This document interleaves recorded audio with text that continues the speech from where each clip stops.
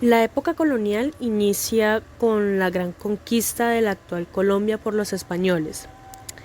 Estos trajeron y desarrollaron sus géneros teatrales autóctonos, teniendo estos aún una forma primitiva. Los temas a desarrollar fueron los misterios, los milagros y las moralidades, temas que tienen que ver con lo religioso. Esto se oficializó en América de manera abrupta, interrumpiendo e imponiéndose a las culturas indígenas. Y como consecuencia de esto, pues se da la interrupción total al proceso cultural propio de la América indígena. Sin embargo, no se ha hecho un estudio a fondo de lo que pudo haber sobrevivido de esta cultura indígena y los aportes pues que éstas pudieron haber tenido en el drama de la colonia inicial. Se empezó a ver un tipo de teatro en los que sus obras tenían un propósito. Tenían el propósito de convertir a los indígenas, y a esto le llamaron teatro misionero. Este teatro también pues tenía como función exponer escenas religiosas para la propagación de la fe católica. Era un teatro de tipo medieval que se adaptaba a la realidad americana. Se ha conservado el recuerdo de la primera representación de este teatro español en lo que hoy llamamos Colombia. Esto se hizo en la capital en 1580. Este consistió en la pieza de Alarcos. Esta se hizo para festejar la llegada de los obispos de Santa Marta y Cartagena a un concilio convocado por el obispo Zapata. ¿Cómo era el teatro español y europeo en la época? Bueno, aquí se daba un drama litúrgico cristiano medieval. Esto evolucionó y se plasmó en los géneros de los milagros, moralidades y misterios. Pero más tarde sufrieron pequeñas modificaciones en España. Y pues de estas modificaciones surgió un género típico español llamado autosacramental, género autosacramental. El autosacramental es un drama teológico en el que se confunden los ingredientes bíblico y escolástico. Este es una de las principales o la principal característica que destaca el mexicano Alfonso Reyes de este género. Este corresponde a la época de la conquista, pero se puede decir que se desarrolla en su forma clásica en el siglo XVII. Se puede decir que el drama que llegó con los primeros conquistadores se denominó prelopista. El teatro prelopista es toda pieza dramática producida desde la muerte de Gil Vicente hasta la aparición de Lope Vega. En este lapso de tiempo fueron 60 años, se calcula que fueron 60 años. Gil Vicente fue el primer gran dramaturgo portugués. Aparte del teatro, también se desempeñó en tareas de músico, actor y director. Este se considera el padre del teatro portugués y el teatro español. Y Lope Vega fue un poeta y dramaturgo, fue el poeta y dramaturgo más importante de España. En este género se centraban la comedia y la tragedia, y sus centros de presentación variaban. A veces eran en lugares privados y a veces se daban en sitios públicos. Aparte del teatro religioso, también llega de España el teatro profano. Este teatro probablemente tenía elementos de los teatros romano y griego. Aparte de esto, también se da la llegada de la tradición renacentista de la comedia del arte italiana. Esto se da desde el siglo XVI hasta 1565. Esta es la fecha en la que Lope de Rueda se retira. Lope de Rueda fue un actor, uno de los primeros actores considerados profesionales en España. Desde este punto, las compañías italianas se paseaban con más éxito por las ciudades españolas. La comedia del arte le permitía a los actores pues toda improvisación dentro del patrón de sus personajes fijos. También contaba con recursos, algunas veces con recursos mímicos, acrobáticos, y se podía jugar un poco con sus vestuarios. Cabe resaltar que el teatro religioso, profano y comedia del arte tienen la misma magnitud de importancia. Prueba de esto pues es la presentación de teatro profano en vez de teatro religioso que se hizo en honor al obispo Zapata y sus compañeros pues de asistencia al concilio. Pasando a otro tema, si hablamos de la constitución de las compañías teatrales en Colombia, José Vicente Ortega de Ricaurte es quien hasta ahora ha brindado pues la información más valiosa sobre la historia del teatro en Bogotá en 1900 o desde 1927. Según este personaje, en un principio era un teatro pobre, se puede decir, en cuestión de materiales, pero pues en sus propias palabras esto es lo que dice. Empieza dando una fecha muy antigua, 1594, y lo que dice es esto: los españoles residentes en la capital formaron una compañía dramática con tan pocos elementos que al principio de la función salía la primera actriz y hacía imaginar al público lo que debía representar el escenario. Los rudimentarios espectáculos tenían lugar bajo toldos e improvisados tablos. No se tiene una idea fija del repertorio de esta compañía teatral, pero se cree que tenían comedias de intriga, comedia del arte y quizás también teatro religioso. Del siglo XVII se tiene también el título de una obra teatral llamada La Comedia de la Guerra de los Pijaos, y pues aquí ya es donde aparece el primer nombre de un autor dramático nacido en lo que hoy se conoce como Colombia. Este autor es Hernando de Ospina. Pero el primer autor neogranadino del que se hayan descubierto obras fue Fernando Fernández de Valenzuela. Aunque se conocen nombres de algunas piezas como La vida de hidalgos y En Dios está la vida, solo se tiene una obra, se tiene evidencia de una obra, y esta obra es La Aurea Crítica, escrita en 1629. Los personajes de estas obras tienen influencia de la comedia del arte, y pues el crítico norteamericano Leon Liday los califica como un esquema satírico. En esta pieza podemos ver diferentes personajes, diferentes personalidades. Está Messier Protasio, que pues así se llama el protagonista. Es bastante avaro y ante él se presentan un caballero, un necio, un secretario y un acatarrado. Todos van pues con la intención de solicitar un título nobiliario al que creen que tienen derecho. Lo hacen de forma bastante burocrática y pues se dice que el último personaje, que es el acatarrado, es lo más típico y original que se puede ver en la obra. Esto porque hace referencia pues burlona a los continuos catarros o gripas que aún se siguen sufriendo mucho y se notan en los bogotanos. Entonces pues es un personaje como único de esta forma de teatro que se da en Colombia.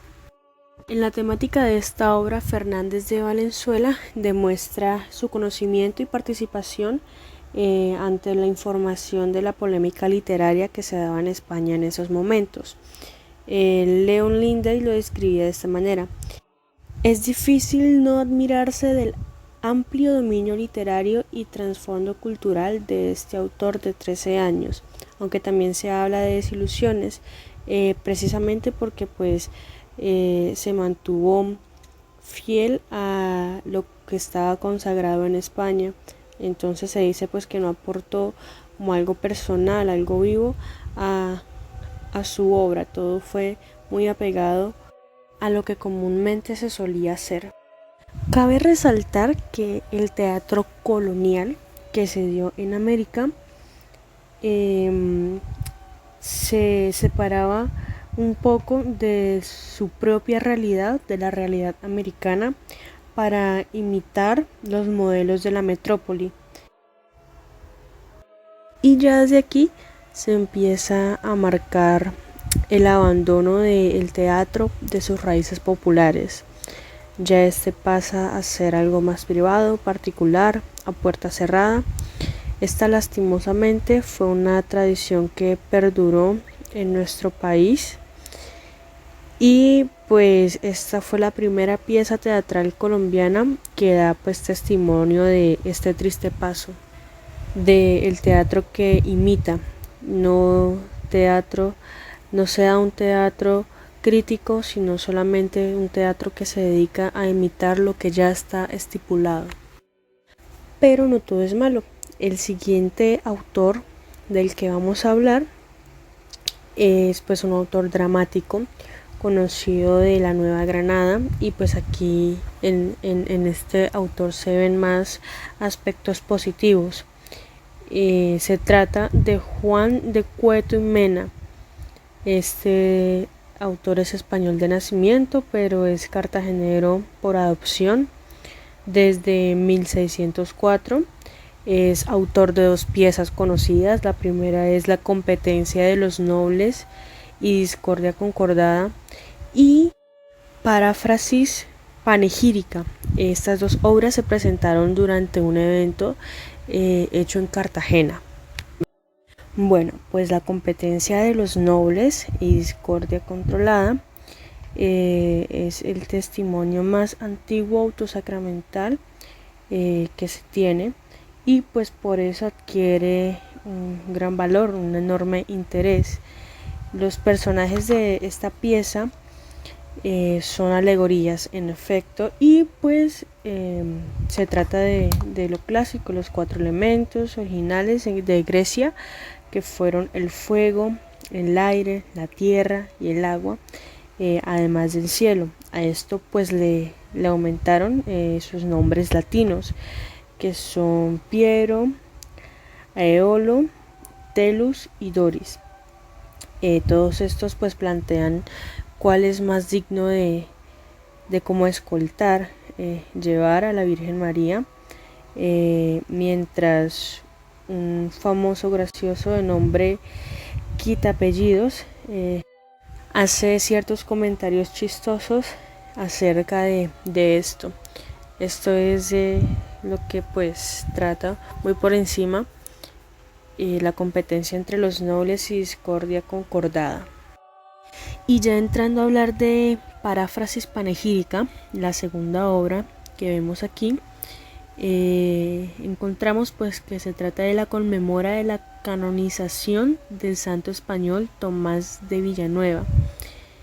También al igual que en la otra pieza, esta tiene personajes alegóricos, personajes como el tiempo, las ciudades de Alcalá y Henares, como lo son Villanueva, Salamanca y Valencia. Estas ciudades en donde pues el santo vivió en algún momento de su vida. En esta pieza ya no se va a encontrar humor, esta pieza va a carecer de humor, no tiene un personaje que sea igual al Quitapellidos de la obra anterior, y pues la temática está centrada solo en España.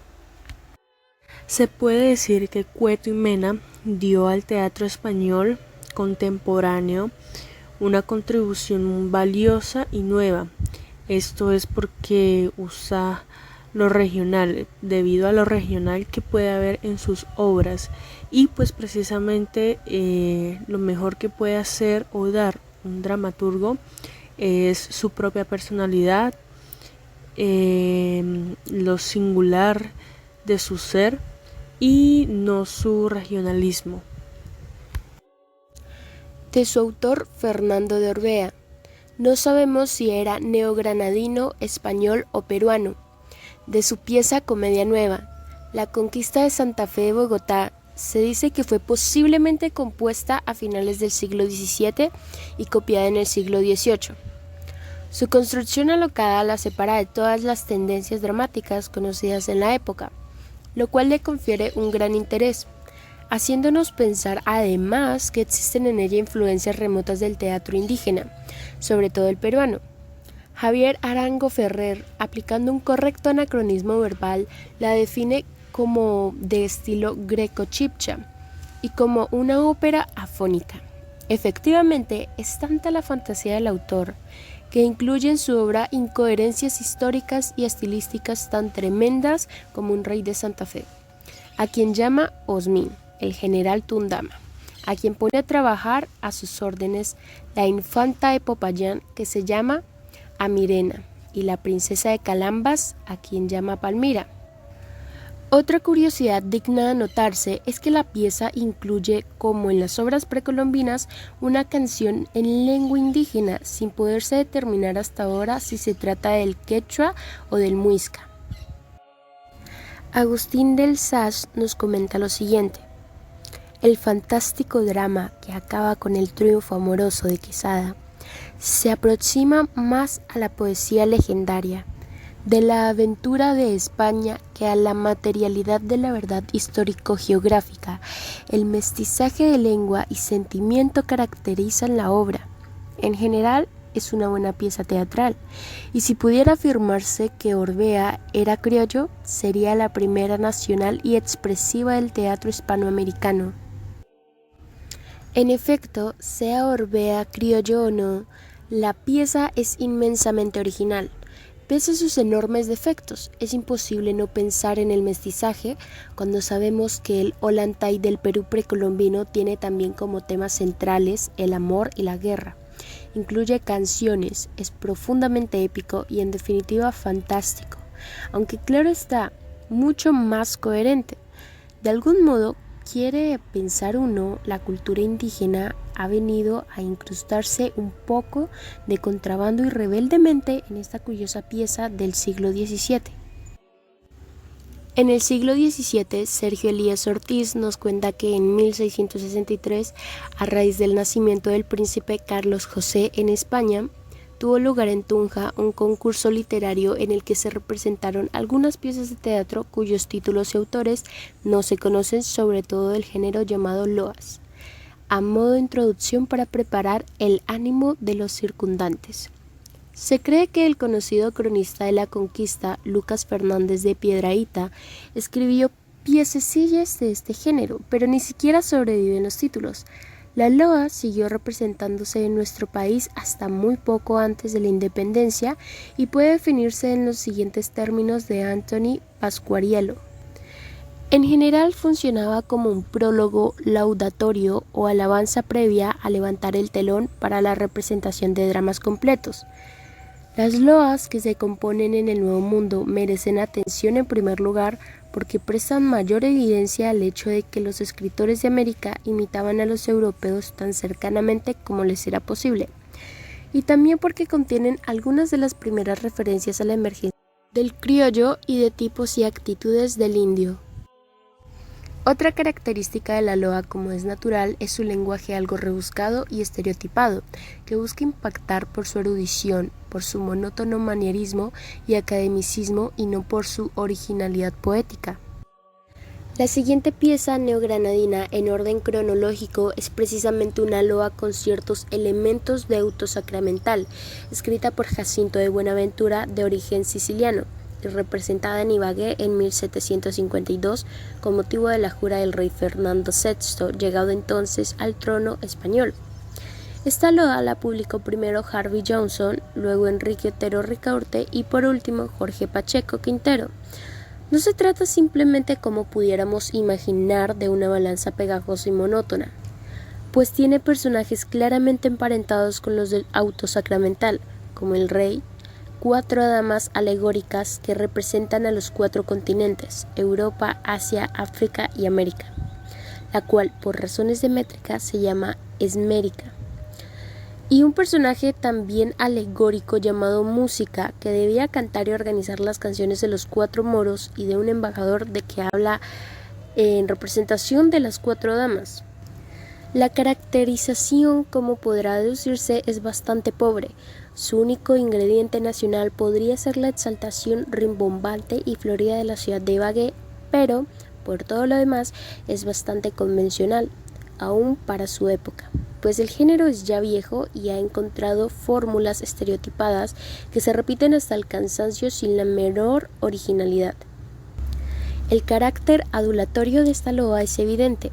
La loa en América tuvo por todas estas razones una vida breve, a pesar de que puede haber sido por su carácter servil, uno de los géneros más típicos de la colonia. Sus raíces no se hundieron en el suelo nacional, de manera que apenas podía ser el vehículo para expresar adecuadamente el espíritu nacional que se habría de desarrollar en el transcurso del siglo XIX por casi toda la América española. De las actividades teatrales del siglo XVIII no podemos por ahora hacer más que anotar algunas fechas y relatar la noticia inédita de una representación en el departamento de Nariño. Hubo programas dramáticos para la proclamación de Fernando VI, también en la ciudad de Buga, departamento actual del Valle, probablemente algunas loas en 1784 en Pasto, departamento actual de Nariño, alrededor de 1750. Se representaron las piezas La fuerza del juramento, La historia de Juan de Austria, La historia de los 12 pares de Francia, etc. De esos tiempos es asimismo una obra representada en Taminango, Nariño, por sacerdotes que habían ensayado en Pasto, ciudad de donde alcanzan a llegarnos noticias de cierta actividad dramática, algo intensa como parece para la época y lugar. De la segunda mitad del siglo XVIII se llegaron los siguientes datos.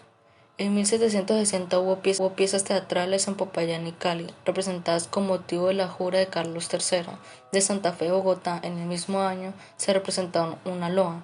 Las siguientes piezas: Primero es honor que fortuna y Don Juan de Austria. Y, curiosamente, la primera zarzuela de que tengamos noticias en el país, los pesares de la hermosura.